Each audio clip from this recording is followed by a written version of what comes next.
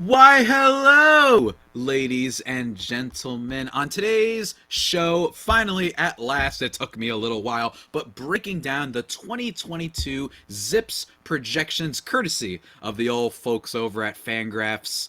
Is Blake Snell going to have a bounce back season? Is Chris Paddock going to do anything? Is the entire Padres staff that was projected to be the best in baseball, are they going to do anything? What about the rest of the stars? Jake Cronenworth, Fernando Tatis Jr. How much is the Padres first baseman gonna kneecap the rest of the offense? All that and more, guys, on Locked On Padres. You know what it is. Here we go.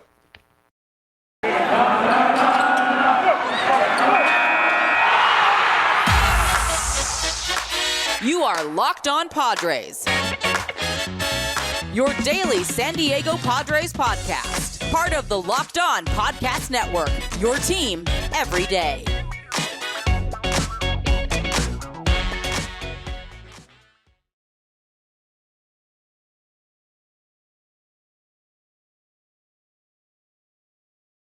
To an edition of Locked On Padres podcast, which is part of the Locked On Podcast Network, your team every day for Friday, February 11th. As always, I'm your host with sometimes, occasionally, but certainly not always the most, Javier Reyes. You can follow me on Twitter at Javapeno, Javno, or at LO_Padres if you want more Padres-specific content and for the updates on the show and what have you. Also, subscribe to the show on YouTube if you want to see my ugly mug and whatever shirt I've been wearing. Lately, I've been wearing this Muhammad Ali hoodie basically at every episode because it makes me all comfy and it's really easy to wear and it's fantastic. Also, guys, thank you, as always, for making Locked On Padres your hashtag first listen every day. We are free and available on all platforms. In today's show, guys, it's a nice and old special one, guys. We are going over the 2022 ZiPS projections made by Fangraphs, by the way. And this came out a slightly long time ago. Let me actually say exactly. January 5th.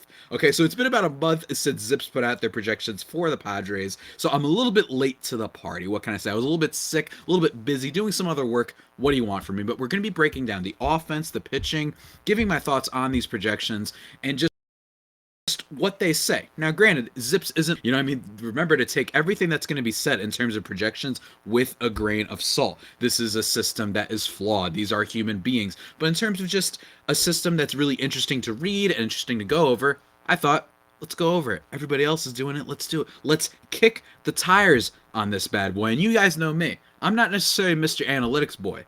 I don't like reading the numbers. I like watching and I like talking about baseball in a much more fun way than I think numbers usually elicit when it comes to this stuff. But I thought it'd be a lot of fun. So let's start first, guys, by saying this. Dan Zimbrowski does a fantastic job over at Fangraphs every year with these ZiPS projections. He even makes the little intro blurbs really fun. And last year, did it for the Padres and whatnot. And I think we're going to do that too. We're going to compare and contrast some of the projections from last year and how they ended up shaping up and what they're going for this year. But when it comes to the Padres, it seems that the basic gist of everything is that this is a super flawed team.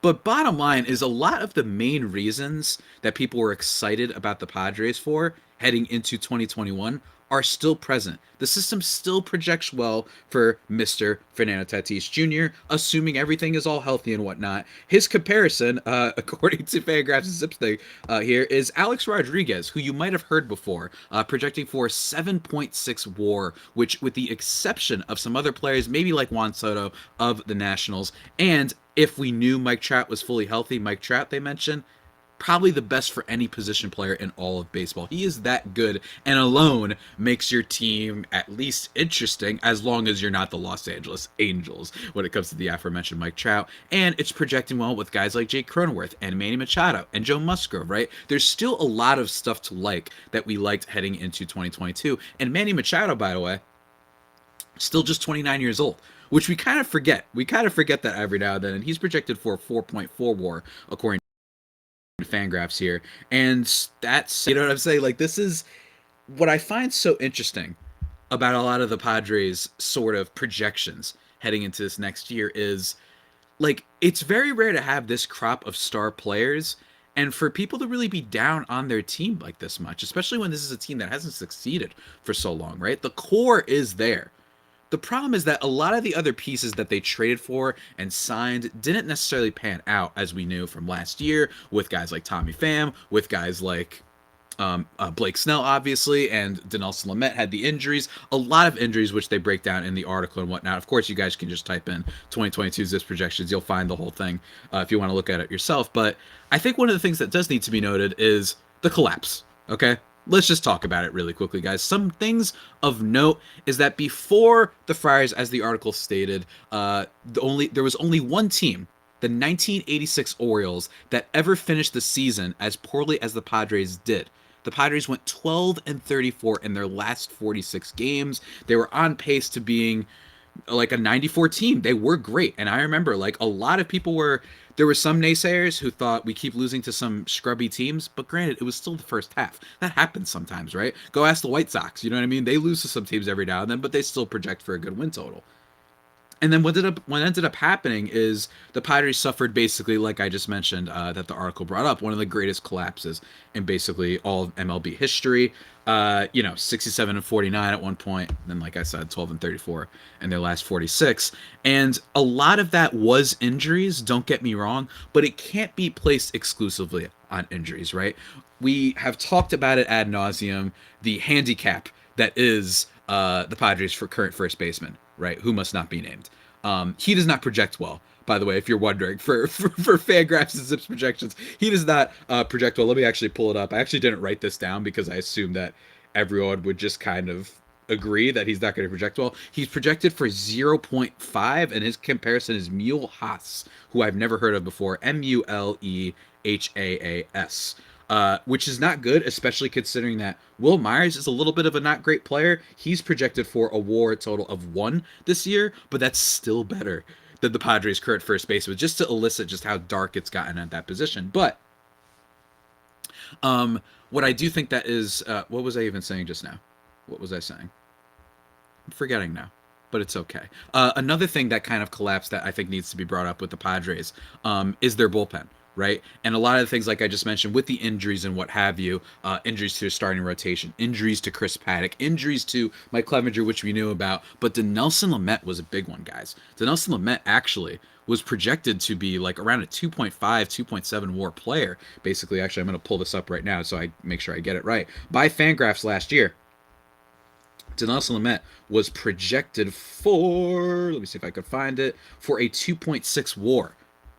And that is actually a lot. It's not like a crazy lot, but when you consider the fact that Dinelson Lamet we knew was going to be a little injured heading into the season, and they still projected him that high, that goes to show you like that one area right there is one of the reasons that the system just freaks out and it says what's going to happen with the Padres and whatnot, right? So that's a good point to bring up. And another point to bring up is because of those injuries, because of the starting pitching not being as great as it was, we've talked about having to bring in Vince Velasquez and Jake Arrieta as these Hail Mary dart throws that they'll be able to reclaim anything, especially the former with Arrieta, of their former selves and just be somewhat okay and serviceable. Part of that was the injuries through August 10th. Let's talk about the bullpen for a second. San Diego relievers led baseball with a 2.89 ERA in 480 1/3 innings. The most innings of any bullpen in the league at that point, and far above the MLB average of 415. And during San Diego's season-ending hellscape, that ERA ballooned to over 5. And I think that what happened was the bullpen was gassed. They were relying too much on them. This wasn't that Royals team that won the World Series. Still a very good bullpen, but you have some injuries. You lose Drew Pomeranz. Emilio Pagan goes from just being meh to atrocious, right? You have Austin Adams hitting a batter every 5 seconds, right? You have what's his name? Daniel Hudson? Was it Daniel Hudson? I always get it wrong which reliever the Padres acquired from the Nationals, but whoever the guy that they acquired from the Nationals, I don't have that off the top of my head, he didn't produce all that much, right? And while it's easy to blame the bullpen and whatnot, part of you got to wonder, like, is it just because the starting pitching was gassed and they were relying too much on the bullpen?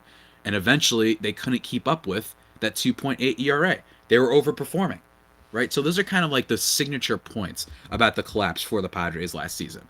But before we get into a little bit more kind of the specific projections heading into this next season for both the offense and the pitching, let me take just a quick second, guys. Let's talk to you about something that didn't collapse. No matter what happened with the Padres, these things always kept you in the game, man. It is the time of the year that I usually give up on New Year's, man. Let me tell you, like New Year's resolutions. I mean, I always give up on New Year's, the holiday. It's so bad. New Year's is so much more fun when you're just with like 5 friends and you're playing Jackbox Party Pack and maybe having a few drinks. And that's what I did this past year. It was awesome. But anyway, New Year's resolutions, I usually give up by now. That was a tangent. But Built Bar has really helped me out, guys. The best protein bars in all the land because they taste like candy bars. They help satiate my sweet tooth, right? They really help me out there, and they just they're healthy for you. You know what I mean? They're healthy for you. They taste really good. What is there not to like about them, guys? Most Built Bars contain 130 calories, 4 grams of sugar, 4 net carbs, and 17 grams of protein. Compare that to a candy bar, which usually has 240 calories, 30 grams of sugar, and dozens of net carbs, and you are living, man. Put down that Snickers bar.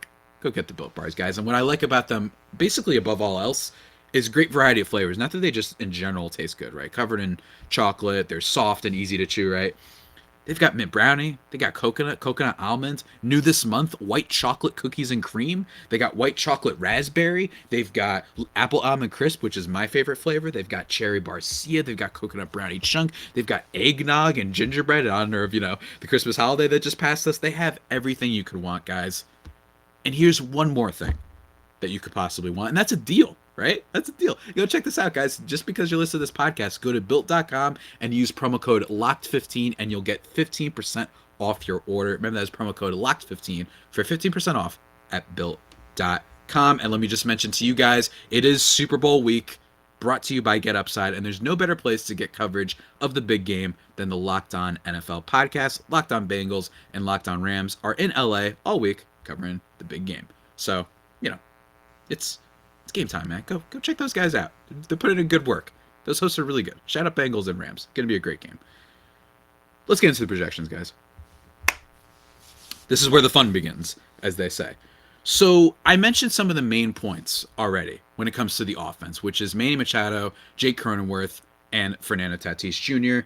All of them are basically projected to be pretty phenomenal this year. I mean, assuming Fernando Tatis Jr. stays healthy, they're projecting another similar season, 44 home runs, 31 stolen bases. He's probably going to be that first pick off the board in most people's fantasy drafts because of stolen bases too. Manny Machado still hitting really well. And overall, 7.6 WAR for Fernando Tatis Jr., 4.4 from Mr. Fernando Tatis Jr., 3.9 from Jake Cronenworth. That's an excellent trio, right? And Jake Cronenworth, the fact that he can play all over the place. The article does mention that they wish that he was playing at first base instead of the current Padres first baseman who must not be named. But still, that is the situation they're having in. They're also projecting, as of right now, basically considering that, we're still, again, granted, this is still January, so we don't know what the situation is going to turn out. We don't know if the Padres first baseman who must not be named gets traded and they replace him with somebody else. We don't know if maybe a Will Myers trade happens, which is not something that I feel like had a lot of traction heading into the lockout before we lost track of everything. But even still, that could happen. Maybe they sign a different left fielder. But for now, they have guys like Tommy Pham. They still have Ha-Seong Kim hanging around there. And that's just kind of what they're projecting. And I found that the Tommy Pham projection isn't too bad. They're actually projecting a decent slash line of 250, 246, 346 for batting average and on base, but just a WAR of 1.7. It's not terrible projection, especially considering he's probably not going to cost all that much, but it leaves a lot to be desired. And again, how many times do I got to tell you guys, but I'll say it one more time. Do not expect a major left fielder signing unless they're able to move the first baseman who must not be named. If that happens, then in my opinion, there's a whole lot of other options that suddenly open up. But until then, even with the DH and whatnot, and I talked about this on yesterday's episode, yes, maybe they could put him there sometimes. If you don't want to play him at first, maybe you want to move Crony over to first base, and maybe you're excited because you could call up CJ Abrams or something like that. Fill out the rest. Even still, God, can you imagine him as the DH? Every other team in baseball is going to have a better DH than our guy. So yeah, it's not great. But here's some things of note. Right? I just want to remind everybody about just these projections, how they cannot always be telling. You know what I mean? Jake Cronenworth last year by ZiPS projections was projected for 3.0, which is not bad. That's actually pretty damn good, especially for a second-year player coming off of just a 60-game season. And he finished with a 4.4 WAR. As I've talked about many times, since the start of 2020, Jake Cronenworth is third in overall FWAR runs above replacements by Fangraphs amongst all second basemen in baseball. The only ones better are Brandon Lau and who's the other one? Who's the other one, man? I'm forgetting. Who is it? Marcus Semien. That's right, Marcus Semien, who basically practically won the MVP this year. A lot of it came from this year, but still, Jake Cronenworth has been awesome. And that's just a good example of like, hey, people can outperform their projections. It happens. And Jake Cronenworth was the biggest one that did, right? Unfortunately, though, that also means that people can underperform their projections. And I think the biggest one by far was Trent Grisham. When it comes to just a guy that everybody was excited about, and that's Grisham, right? I talked about him. I made a bold prediction in Locked On's little bold prediction series where I said that he was going to finish top 10 in MVP voting. Do I stand by that? Of course, because I wanted to be creative. It's not fun to go out here and be bold and say that Fernando Tatis Jr. is going to be incredible. It's like, yeah, obviously he's going to be great.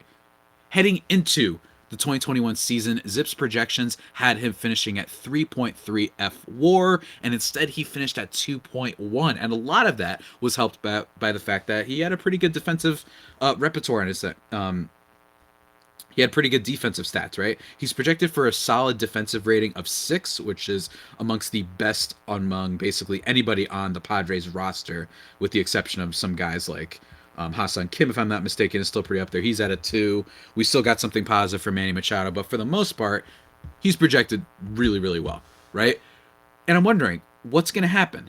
You know what I'm saying? Like, is he going to be that guy? We're going to talk more about Trent Grisham next week, so I don't want to spoil everything, but he is projected for a 3.7 F-WAR finish, according to ZiPS, which is really bullish when it comes to kind of his numbers, right? I think that I'm not as confident in Grisham as most people. When you watch him, those upper inside fastballs, anything inside, yes, he has a great eye at the plate, but he swings through a lot of stuff. It was a little bit like Tommy Pham. Tommy Pham had so many pitches where it's like he still has a great eye. Outside swing zone percentage, which is a stat that tracks how many times you swing at pitches that aren't in the zone, right? It's pitches that aren't strikes. Amongst all qualified hitters, Tommy Pham was in the bottom 5. Meaning, like, he had one of the best. The only ones that were better were, like, Robbie Grossman and Juan Soto, like, some of the better players in baseball, right? And Tommy Pham was up there. But the problem is that he just couldn't hit. So when something was in the zone, he was just swinging through it every time. And with Grisham, I like his defense, don't get me wrong. But is his defense going to be the thing that is just carrying him forever? Is this the best of Trent Grisham? I don't know, right? I don't know. I think he's a solid player for years, and he has a lot of club control value, so he's still a very valuable asset, but 3.7 is awfully bullish for this guy. Awfully, awfully bullish. I don't mind them pegging Jake Cronenworth for a little bit of a regression to 3.9. That's still very good, coming off of 4.4. But just me personally, Grisham, I just worry about that inside stuff. I feel like people are pitching him a lot better than they did before. And when you just look at the eye test stuff when it comes to him in the outfield, I just kind of, I think he's good, but he has some moments where he just forgets how to catch, like he uses the wrong hand or something like that. He forgets that you're using this glove for a second, and then it just bounces off the glove. I don't even know what I'm saying right now. Basically, what I'm trying to say is we're going to talk about more Trent Grisham next season, but he needs to step up. He's going to be a big part into kind of this Padres team. He needs to hit the ball better and sharper. He had a lot more hard hit rate percentage stuff when it came to his previous season and this past year. It just wasn't there, man. It felt like every ball was like a miracle if he hit it. The walks were good, but he needs to cut down on strikeouts too. So he's the big kind of wild card, I'd say, when it comes to the offense. Some other guys, obviously, if CJ Abrams gets called up, if Ha-Seong Kim, who they're projecting to be slightly better with advantage considering it's his second season, if he's able to improve, if you're able to get something out of Austin Nola, who has played barely any games, but 256, 327 slash line, that's not too terrible. He's not going to hit for any power, but he's a decent defender. And if maybe, by any chance, if Luis Campusano is called up, Fangraphs is having him up there, with a WAR of 1.1, which isn't terrible, but it's just not all that much, man. So Ha-Seong Kim, Trent Grisham, can they improve this year, right? Especially with the case of Grisham, can he bounce back? That is going to be one of the big questions.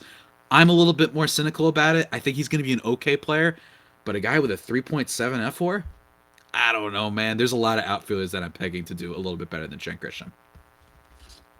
But in terms of the other wild cards on the pitching side of things, guys, we're going to get to those in just one second. Firstly, though, I'm not making a bet when it comes to Trent Grisham bouncing back necessarily this next year, but betting is still something that I know people are very interested, guys. And Bet Online has you covered this season with more props, odds, and lines than ever before as football continues its march through the playoffs right to the big game in a couple weeks. BetOnline.net remains the best spot for all of your favorite sports and scores and podcasts and news this season. And it's not just the football or the baseball. They got you covered in not just pro hoops, but also college hoops, the NHL, boxing, UFC, along with live real-time updates of current games. Don't wait to take advantage of all the new amazing offers available for the 2022 season. BetOnline, where the game starts. All right, you dorky dorks. Let's get into pitching, man. Because pitching, I actually think, is a lot more fascinating because there are about 17 different X factors when it comes to the Padres and their pitching. Because, like I talked about, their pitching suffered a lot of injuries with guys like Paddock, with Lamet basically becoming just a super reliever, at least in theory. Like he's an overqualified reliever, right? And even then, he struggled a whole bunch. You know what I'm saying? And it's really concerning because, like I said, a good example of the system not really panning out and projecting, and again, these are just projections, is Dinelson Lamet was huge for Fangraphs, right? He literally got a comp to Bob Gibson, the good Bob Gibson, and he's just not being projected well for this year with just around 60 innings pitched because they just think that arm and whatnot is not really, going to hold up and whatnot. They don't think that he's going to have a good season. And I think that that's fair. And when you look at, like I said, being projected for 2.6 F4 last year, despite the fact that they knew he was probably going to be injured for a decent start of the season, showed you how high the system was on Dinelson Lamet. And for good reason. Slider is basically one of the best in baseball. It's a wipeout slider.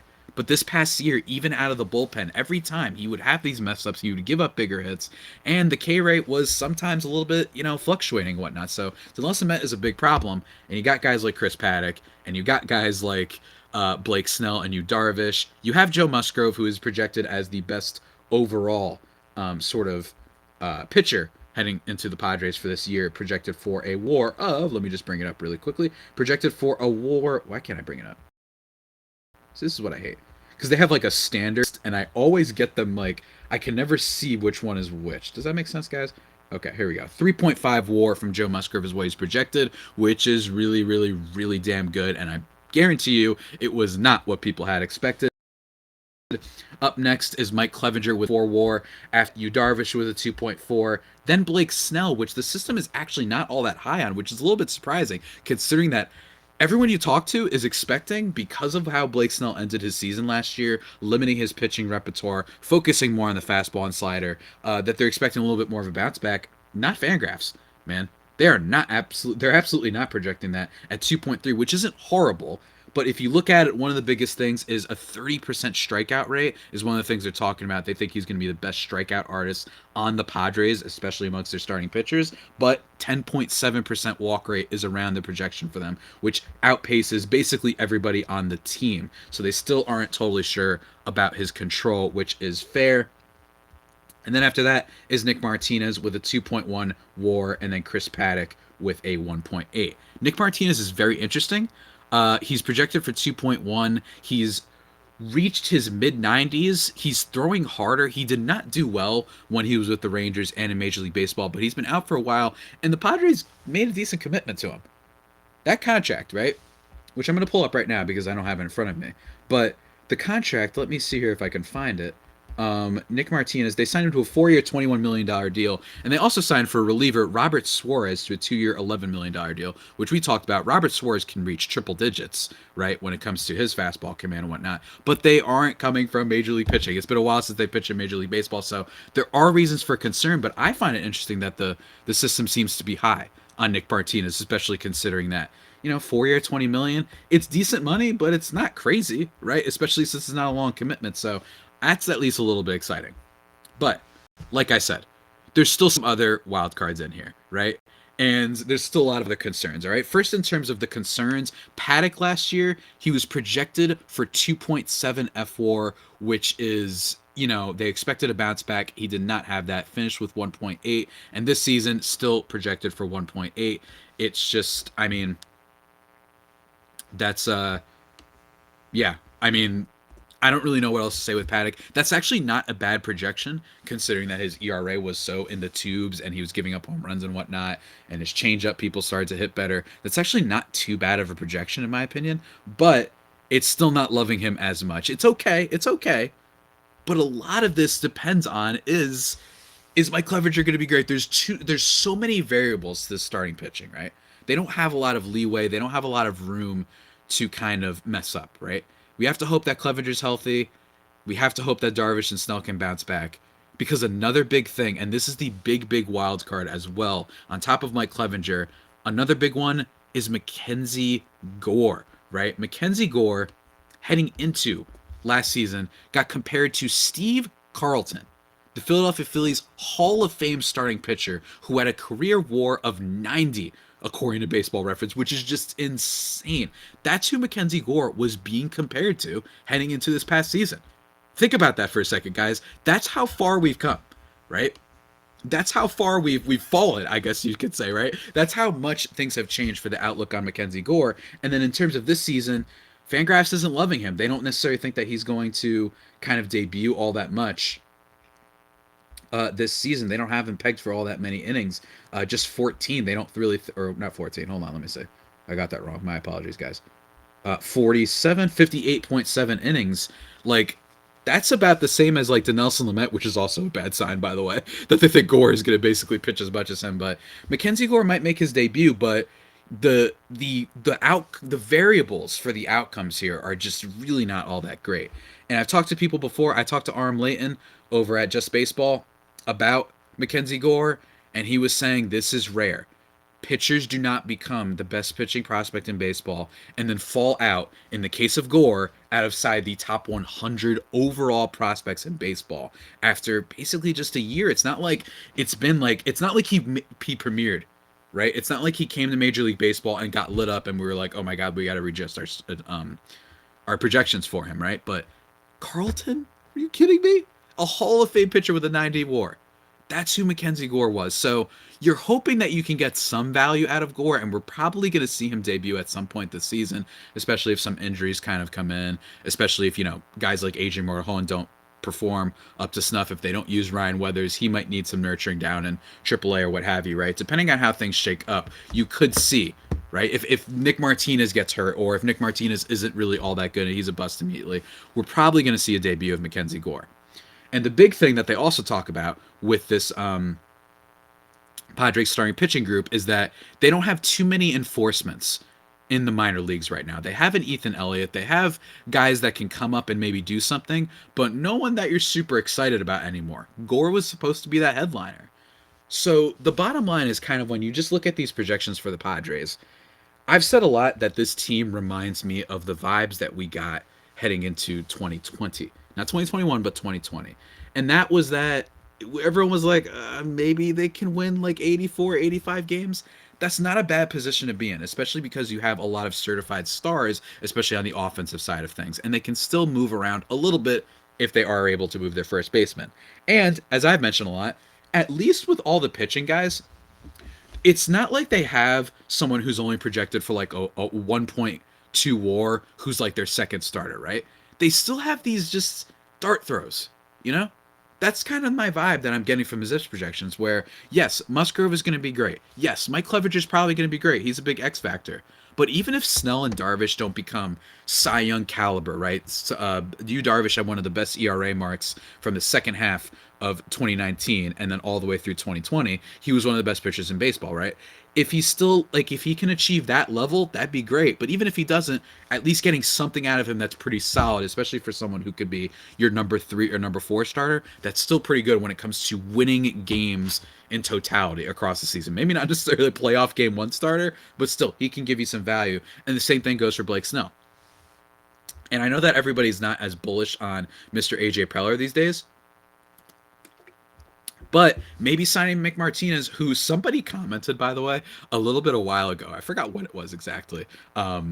that somebody comments on the YouTube page saying like just ripping me in half for roasting Nick Martinez, that I don't know anything. And I actually didn't really roast Nick Martinez. My thing was just in terms of when he pitched in Major League Baseball, he was not very good. Like, that's just a fact, right? He was actually pretty porous. He had like a 4.5 ERA and, goes and pitches elsewhere. And he's improved and the fastball has gotten better. So maybe the Padres know something. Right? Maybe AJ Preller says, I really like this guy and I think that he's legit. And the last time he did that, we went for Joe Musgrove, right? You get a Zach Davies. Maybe he knows what he's doing. I've often found that AJ Preller seems to have succeeded more with the under the radar moves than he has with the top stuff, especially with Padres first baseman who must not be named. What's his face? With Will Myers, right? Making that trade for Will Myers. Instead, Grisham, Musgrove, he's made some good trades before. Right, so Nick Martinez, there is reason to be excited about him to be that nice fifth guy in the rotation to help them down the road, especially if Mckenzie Gore doesn't work out as much as we really want him to. So I still think that there's a lot of excitement to be had here. I think that this is a very good team, potentially, and I think that Fangraph says the same thing. And so does Dan Zabrowski, right? He's basically like, they're absolutely contenders, especially considering that the Dodgers and the Giants lost some pieces from their team. The Giants with Buster Posey, right? They lost Buster Posey. They lost Kevin Gausman. And I know that they have Logan Webb, who's a stud. Don't get me wrong. I still think the Giants can be very good. But can some of those old heads like Longoria and Brandon Crawford and Brandon Belt, can those guys keep it up, right? Can they still do it? Do they still have a little bit more juice left? They are one of the oldest teams in baseball. Not a guarantee, right? And then the Dodgers, no more Corey Seager. Maybe no more Clayton Kershaw, by the way, which is very fascinating. No more... There's one more player. Who's the other player that they lost? I'm forgetting who the other player is that they lost. But they probably don't have Trevor Bauer, which we're not going to get into all that right now, but they're probably not going to have Trevor Bauer. So, there's reason to believe that the Padres can vault themselves upwards. They're still probably more likely projected as a wildcard team, but even still, guys, I know last season was bad, but there's still such a good core here. And if a few things just spin right, if they get some Atlanta Braves type of luck and the guys just perform above their expectations, if we get more guys who perform above their expectations the way Cronenworth did last year, the way that Lamet did heading into 2020, the way that a lot of other guys did, then it might be something special, all right? You got to keep the faith, man. You got to keep the faith. That's how I feel about it. But nonetheless, I hope you guys enjoyed that little breakdown of the Fangraphs ZiPS projections for the 2022 Padres. It was long overdue, and hopefully you enjoyed it. If not, I apologize, guys. But I can guarantee you that you're going to enjoy this podcast, right? That's Locked On Bets. How you like that transition, everybody? Make it your second listen, your daily one-stop shop for all your gambling needs. Hosted by your boy Q with expert analysis insight from Lee Sterling. It's free and available wherever you get your podcasts. I imagine they've got all sorts of stuff on the Super Bowl. They got you covered, guys. Go check out Locked On Bets. In terms of the future of this podcast, we got a lot of fun episodes coming up next week. Do not fear. We still got plenty of things to talk about. Going to be talking about Trent Grisham, more specifically, maybe an all-around, all-encompassing episode about Trent Grisham. What makes me so kind of scared for his 2022 season and what have you. Also going to be talking to Lindsey Crosby, the new host of Locked On MLB Prospects, about Mckenzie Gore, who we talked about on today's pod, but diving even deeper into him. What happened? Where did that Carlton comparison go for, right? You know what I mean? Does Lindsey have a different comparison for him, right? Going to be talking about him. Going to be talking about any updates on the lockout. Going to be, might even do an episode on Nick Martinez. Who knows, guys? But we got a lot of fun stuff for the future. And maybe even some geeky stuff. Maybe do some more fictional baseball player stuff. Let me know, guys, if you enjoyed that from yesterday's episode. But with that all being said, that about does it for today's edition of the Locked On Padres podcast. The only pod that may be better than the Padres themselves. Remember to subscribe to the podcast wherever you get your podcasts from. Follow me on Twitter at Javipeno, JAVIIPENO. At LO_Padres on Twitter. Subscribe to the podcast on YouTube, Locked On Padres. And until next time, stay safe and, of course, stay faithful. My Friar Faithful homies, take care.